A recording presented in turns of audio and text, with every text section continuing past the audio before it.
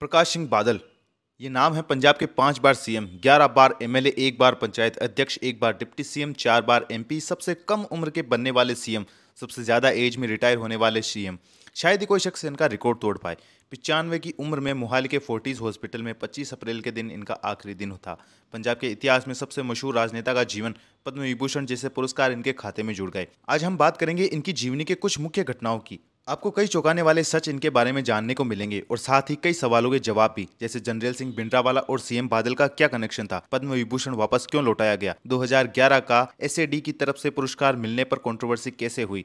नमस्कार, आप देखना शुरू कर चुके हैं टीवी भारत 24 की खास खबर। प्रकाश सिंह बादल का जन्म 8 दिसंबर 1927 में अब्दुल खुराना, जो कि मालावत में है, वहां पर हुआ था। उन्होंने अपनी पढ़ाई फॉर्मर क्रिश्चियन कॉलेज लाहौर से की थी। इनका पॉलिटिकल करियर जल्द ही शुरू हो गया। 1947 में ये अपने ब्लॉक मालावत के चेयरमैन बन गए थे। 1957 में मालावत के कांग्रेस में ये भर्ती भी हो गए थे।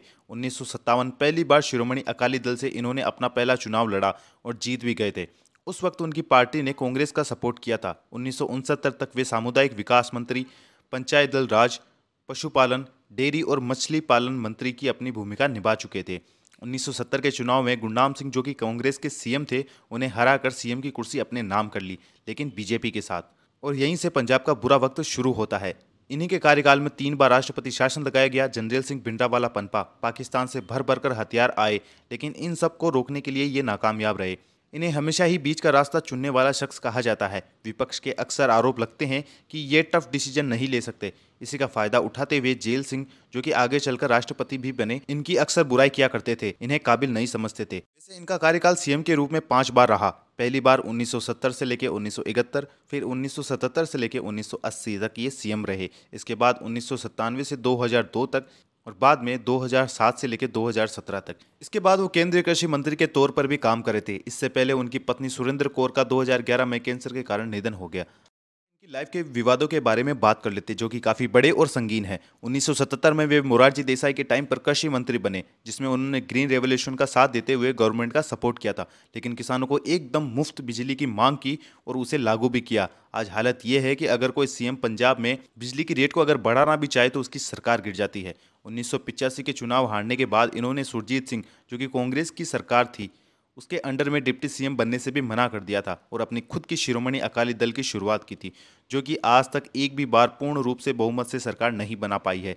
इस मुद्दे को लेकर अक्सर उन्हें विवादों का सामना करना पड़ता था। 1980 में जब जनरल सिंह भिंडरावाला की पॉपुलैरिटी बढ़ रही थी, जब वो गांव-गांव जाकर दुष्प्रचार कर रहा था, इन्होंने उसे रोकने की कोशिश नहीं की। उसके बाद राष्ट्रपति शासन लगा और पंजाब को 10 जुलाई 1984 का काला दिन देखने को मिला। इन्होंने शीतलज यमुना कैनाल को भी अपोज किया था, जो नदी हरियाणा को भी फायदा पहुंचा सकती थी। 1982 में इसी प्रोजेक्ट में घपला करने का आरोप के कारण इन्हें गिरफ्तार भी किया गया था। 2016 में इन्होंने शीतलज यमुना लिंक कैनाल को भी मंजूरी दे दी थी, जो पंजाब के किसानों के लिए दिक्कत का कारण बन सकती है। 2020 में फार्मर प्रोटेस्ट के दौरान इन्होंने अपना पद्म विभूषण भी वापस दे दिया था, किसानों को अपना सपोर्ट दिखाने के लिए, जो कि इन्हें 2015 में मोदी गवर्नमेंट के द्वारा मिला था। इनके द्वारा कई ऐसे डिसीजन भी लिए गए थे जो जनता के लिए काफ़ी फायदेमंद थे। अगर आप इनके बारे में डिटेल से पढ़ना चाहते हैं तो आपको हमारी वेबसाइट टीवी भारत 24 पर मिल जाएंगी, और अगर आप लेटेस्ट खबरों के बारे में भी डिटेल से पढ़ना चाहते हैं तो वो भी अवेलेबल है।